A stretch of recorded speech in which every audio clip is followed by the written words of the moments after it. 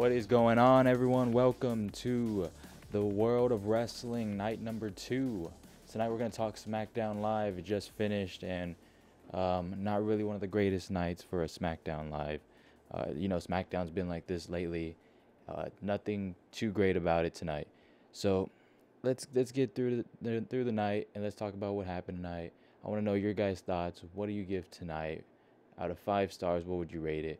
I don't expect a lot of high numbers because tonight, man, was just one of those SmackDowns where it's just one of those SmackDowns that it's been lately. Ever since I think the draft of whenever they did the whole brand split when it originally happened, that's when SmackDown Live was at its top, and it was, man, tuning into SmackDown was a lot better than tuning into Raw.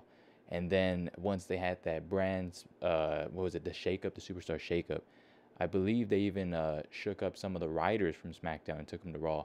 And I believe that's a big part of why Raw's been so much better than SmackDown lately. But tonight, like I said, not one of the greatest SmackDowns. We kick off the show with AJ Styles. He comes to the ring. He has a promo with Renee Young, which is, I think, very similar to what we saw on Monday Night Raw yesterday, except we saw it with Roman Reigns, who came out, and it might have even been Renee Young interviewing him too. He cuts a little promo talking about his match coming up at Fastlane, where he's going to defend his WWE Championship, the WWE.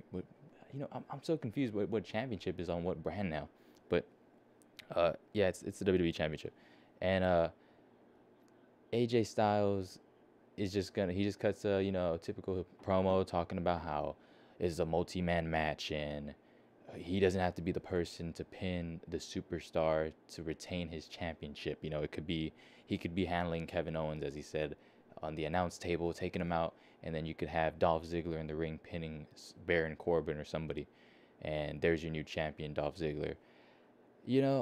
As fans watching, I don't think we're really, and I can't speak for all of y'all, so let me know what you guys think, but I don't think any of us is really thinking that AJ Styles is going to lose his championship heading to WrestleMania when they have this huge match, Nakamura versus Styles, ready and just basically booked. At first we didn't even know if we were going to get this match. There was rumors a whole year going around saying that the match might not actually happen, and then come Royal Rumble, Shinsegae actually does win the Royal Rumble, and we're looking at Shinsegae versus Styles. So heading towards Fastlane, I don't see anybody actually taking the title off Styles, because that would be a huge loss, and I think that match between Styles and Nakamura at WrestleMania is going to be a huge buyout for them, a huge moment, man. I can't wait to see that myself. But yeah, so I think Fastlane's basically like the Elimination Chamber, guys. These two pay-per-views right between the Royal Rumble and WrestleMania, they're usually just pay-per-views where the champions are going to retain their title and head to WrestleMania. It's kind of like just a filler, like a filler episode in a series where it's basically just fill this spot up. We got to get to WrestleMania, as they prepare.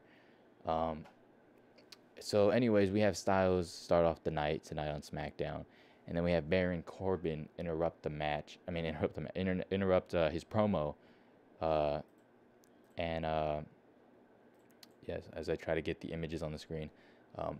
We have Baron Corbin interrupt AJ Styles, and he cuts a little promo saying that he's going to beat him, blah, blah, blah, typical promo, nothing special about it.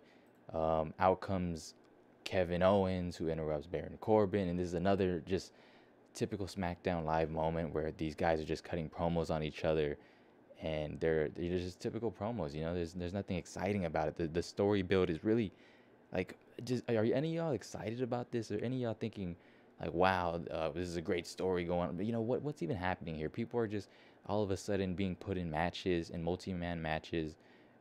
They're tossed into these championship matches like it's nothing, basically coming out, and some people will just walk to the ring. They'll interrupt the champion and be like, I challenge you to a match at the pay-per-view coming this Sunday, or whatever, blah, blah, blah. It's like, where's the story in all this, where's the build-up?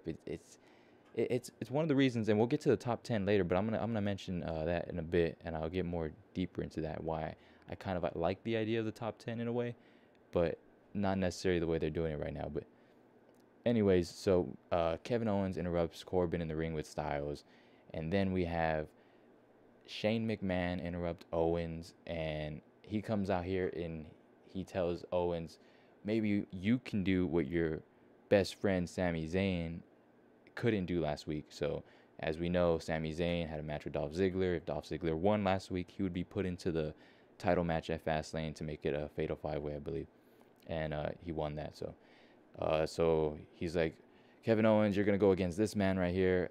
Out comes Dolph Ziggler. And I'm just going to say one thing real quick, guys. I'm not sure if y'all agree with me, but that Dolph Ziggler entrance with that record scratch sound effect or whatever, that sounds like you just got it off YouTube, like a free sound effect. It's terrible, guys. I hate that. I don't know what it's just. Dolph Ziggler, it's not fitting him. I don't know what it is. It's terrible.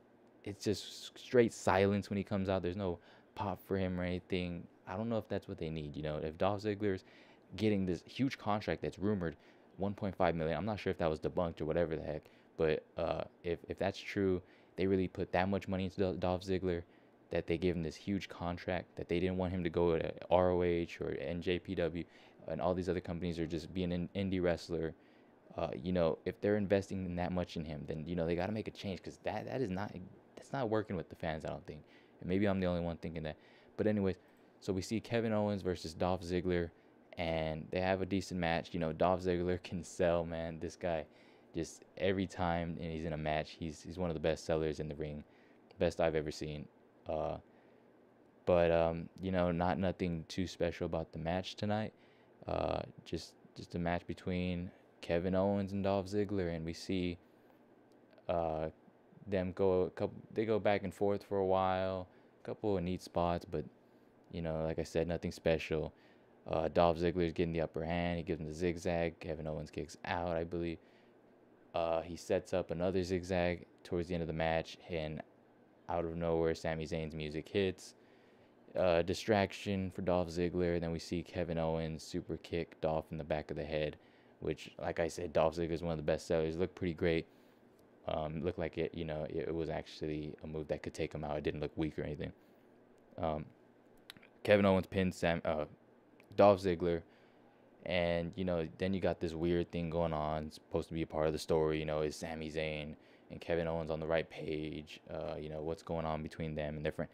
Something, man, I'm not really interested in, because it seems like this is all last year, all over again for Kevin Owens. It was just last year when we saw Kevin Owens and Chris Jericho have a similar feud where, they're best friends. And then right before WrestleMania, they turn on each other. And then they had a match at WrestleMania.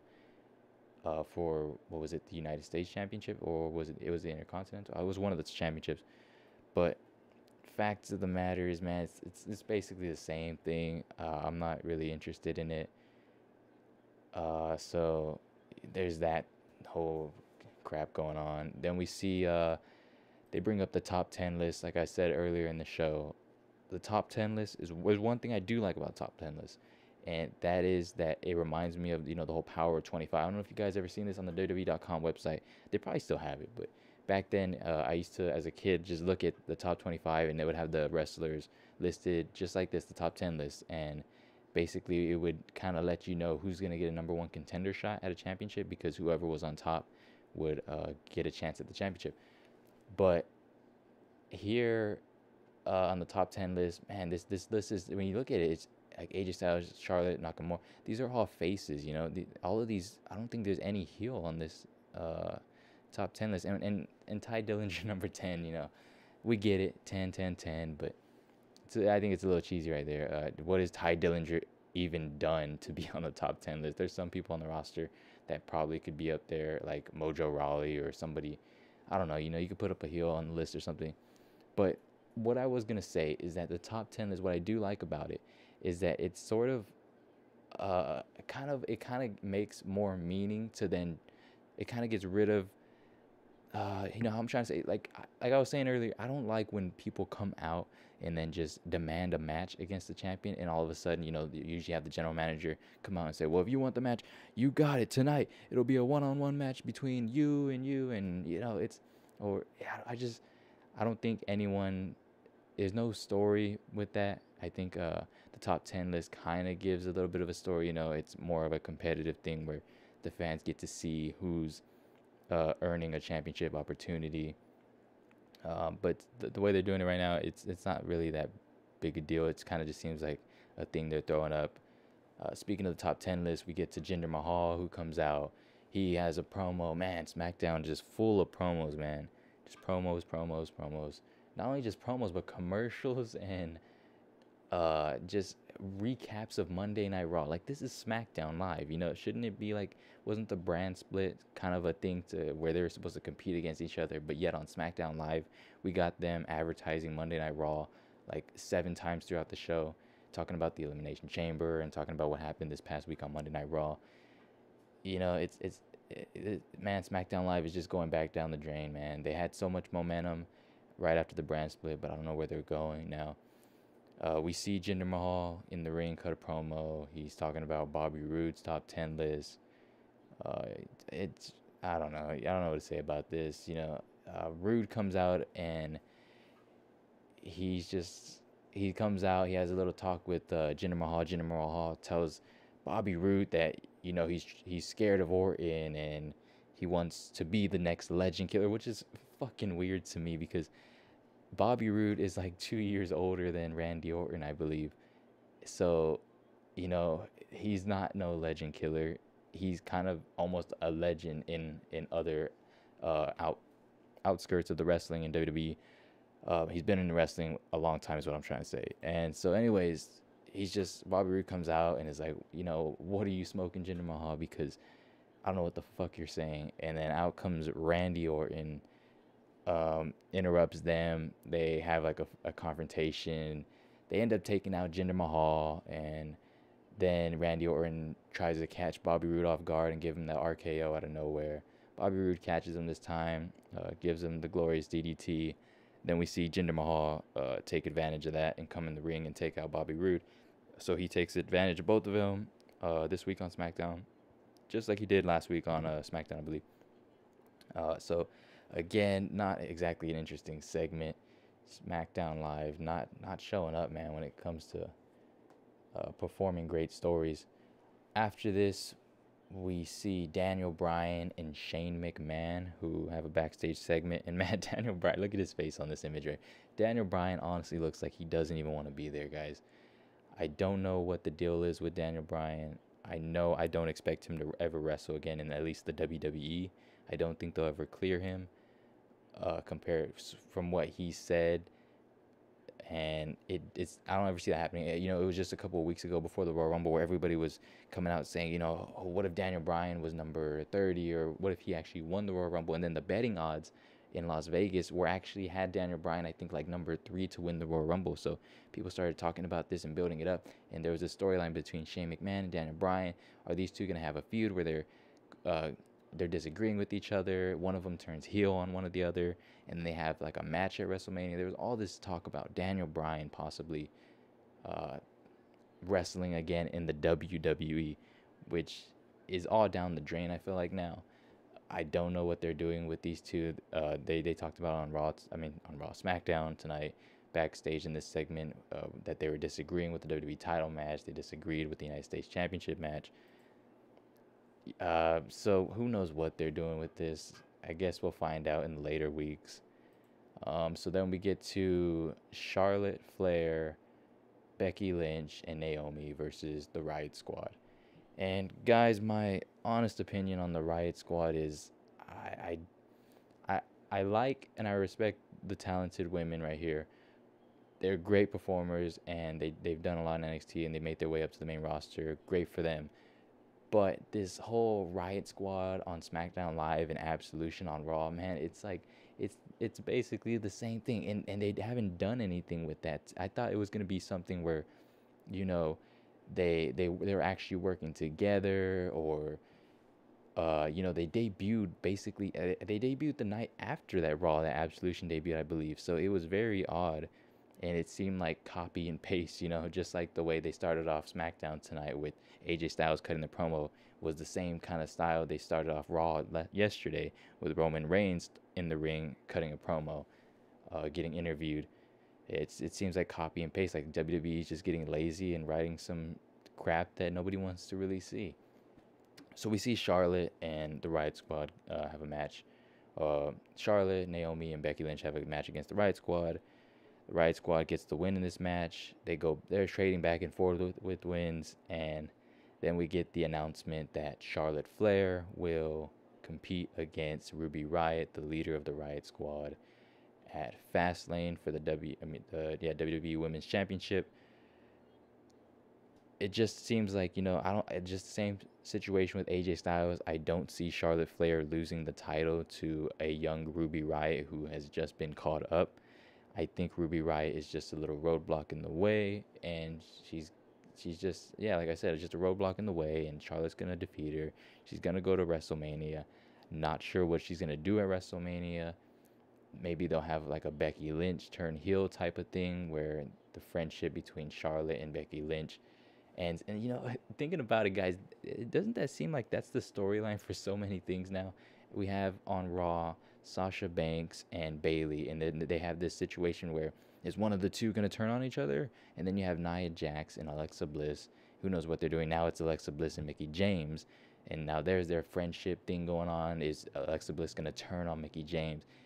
And then you got on SmackDown Live, you got Charlotte and Becky Lynch, and then you have Kevin Owens and Sami Zayn. It's all these like friendship tag team build-ups that are just gonna be like them turning one of the two turning heel. It's the same copy and paste WWE crap, man. I don't know what they're doing here. Who knows? Charlotte could possibly compete at WrestleMania against Ronda Rousey. Is Ronda Rousey gonna go to SmackDown? I don't know. I feel like they're gonna want Ronda Rousey on Raw. You would think they'd want her on the flagship show, especially with how SmackDown's doing lately. The crowd wasn't terrible tonight either. I just felt like what they were watching tonight wasn't the greatest on SmackDown Live. So that, you can't blame the crowd tonight. They were still pretty decent. I'm not sure what city they were in, but shout out to the city. So anyways, we see after that, we see the New Day versus Chad Gable, and Shelton Benjamin. And Shelton Benjamin and Chad Gable, I'm not sure what their gimmick is exactly, but in the ring, they're great. On the mic, it's not exactly the same. But, in the ring, Chad Gable, man, I honestly think they should have never broken up Chad Gable and Jason Jordan, because those two guys they were great. They performed well. They were actual wrestlers, amateur wrestling style, Kurt Angle style. And then they traded Jason Jordan to Raw, and look where that got him, man. Sadly, Jason Jordan's hurt, and I think he's out for like almost a year or something. Some terrible injury. I forget what it is, but the fact of the matter is Chad Gable and Shelton Benjamin, they seem just like another roadblock in the midway towards WrestleMania, the road to WrestleMania for the New Day. The New Day gets a win over Chad Gable and Shelton Benjamin again. So, same treatment we saw with Tyler Breeze and Fandango. It seems like Chad Gable and Shelton Benjamin are getting. They announced, I think after this match, that the Usos and the New Day will have another championship match at Fastlane. Who knows what could happen here, guys? We've seen the title change hands so many times when it comes to these people, these tag teams right here. So could we see it change hands again before WrestleMania? I think it's possible. Who knows? Don't know where they're going with that. Maybe the New Day defeats the Usos. They get the championships. That sets up another match at WrestleMania. These guys steal the show. Don't get me wrong. They steal the show, guys. The New Day and the Usos, they've had so many great matches. But it's just back and forth now. It's the same match over and over. But it should be an entertaining match come Fastlane. So that's that. Then we have the Bludgeon Brothers come out after the New Day defeat Chad Gable and Shelton Benjamin. And, they have their match against two jobber tag team. I think it came back from commercial and they were already like midway through the match. But not something I'm interested again, guys. Maybe I'm not trying to be picky or I'm not trying to be a complainer, but come on, what do we ever get out of these jobber matches?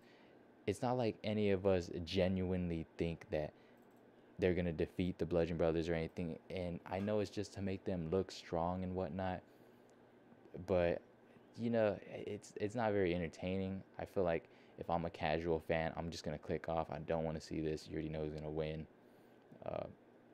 So for the casual and even the smart fans, I feel like it's not entertaining either of us. Um, if I'm wrong, tell me. Tell me in the chat. Let me know. Feel free to let me know in the chat your thoughts on SmackDown Live. Did SmackDown Live put you to sleep? Did anyone feel like they didn't even want to watch anymore? Did y'all even watch SmackDown because you already knew that the past SmackDowns have been terrible and you don't even want to even waste your time on it? Let me know your guys' thoughts. So then after the Bludgeon Brothers defeat these two jobbers, they I don't know exactly what happens. They're just still building them up. But after that match, we see the main event: AJ Styles versus Baron Corbin, and just not an exciting match. I mean, it's AJ Styles takes the win. He outcomes Kevin Owens and Sami Zayn, and they take out AJ Styles, Kevin Owens, setting up the announce tables. They're setting up a spot, I'm pretty sure, for Fastlane. They're going to use the announce table on someone. But just like early in the night, how Styles was talking about using the announce table, it looked like Kevin Owens was setting up the announce table to use on AJ Styles. But then Baron Corbin runs in the ring and he takes out Sami Zayn, and then Owens, he takes out Owens. Baron Corbin's there standing and at the end of the night, hands in the air. Him saying, "I'm gonna be the champion come Fastlane." That's it. That's SmackDown Live right there. It's pretty disappointing that like this is SmackDown Live. There wasn't anything that great about SmackDown Live. Nothing that stands out. I feel like this is just a SmackDown Live that we're all probably gonna forget and probably just not look back at it. What was there to look back at? Fastlane's not looking good. It's not setting up for a great pay-per-view, in my opinion. Let me know if I'm wrong. Like I said, that's SmackDown Live, guys. I don't know what else to say about it. 205 Live should be starting soon. I think the Facebook stream right now is currently going on. Who is it? Nia Jax and Apollo versus Charlotte and Bobby Roode. Yeah, obviously, I'm pretty sure Charlotte and Bobby Roode are going to take the win. There's been nothing but Raw teams winning except for Lana and Rusev last week. So SmackDown team winning tonight makes sense. Not really something I care too much about.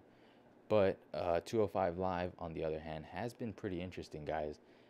It's still in the show, I think. And seeing Triple H take control, or hearing the rumors of him taking control, I think instantly you saw a difference. And I'm not just trying to be one of those marks or smarks and talk about, oh, Triple H is running and he does NXT, he's great, he should take over the whole company. Look, I know Vince McMahon has his weird times where he makes these weird decisions where us, the fans, are questioning why Vince McMahon is doing this. But Vince McMahon is like a walking legend, man, and he does make smart decisions at times. But Triple H, man, he's doing great. I believe he's the future of the company. And on 205 Live, the night like that they announced that he's getting more control over WWE in 205 Live, I think you can see the difference, honestly. I think if you watch 205 Live, you can tell, especially with Drake Maverick, man. What a great pull by WWE. Drake Maverick, also known as Rockstar Spud, great on the mic. He's doing great as a GM. He was out there telling Drew Gulak to stop this whole PowerPoint thing. He told Jack Gallagher, stop coming out and come in wrestling gear next week when I see you. So that's probably going on right now. 205 Live, they've been killing it. I think 205 Live has a big future coming up. Hopefully, at least, if they give it the attention it deserves. The guys are putting on some great matches, and they've been putting on great matches for a while now. But it's just that 205 Live didn't at times have the right story or the right build-up or the right even care. Like I feel like WWE's kind of just given up on it, but I feel like they're going in a great direction right now. So I'm about to tune into 205 Live and check out what's going on, guys. But that is basically it for tonight, guys, for SmackDown Live. I want to thank you guys for tuning in. This is the second episode of the World of Wrestling show. I just started yesterday with the Raw review. So if you like reviews, if you like news, rumors, WWE stuff, content, subscribe, guys, because this channel has potential and we will be growing and growing as time goes on. So that's about it, guys, for tonight. I just want to thank you all for tuning in, and like I said, subscribe, put the bell notification on if you want to know when we go live. I go live after Monday Night Raw, and I go live after SmackDown Live. Saturday, we're going to have a show called Showstopper, where I'll be joined with my co-host Nate, and we're going to go over rumors, news, and predictions for Elimination Chamber. And on Sunday, when there's a pay-per-view, I'll go live right after, and we can talk about that. Don't be afraid to hit and talk in the chat, guys. I want to see you guys there. I want to get y'all's opinions, and I want to communicate with you guys. So, all right, guys, that is it for tonight. I want to thank you all for watching, and I'll see you guys this Saturday for Showstopper. Subscribe and stay tuned. See you guys later.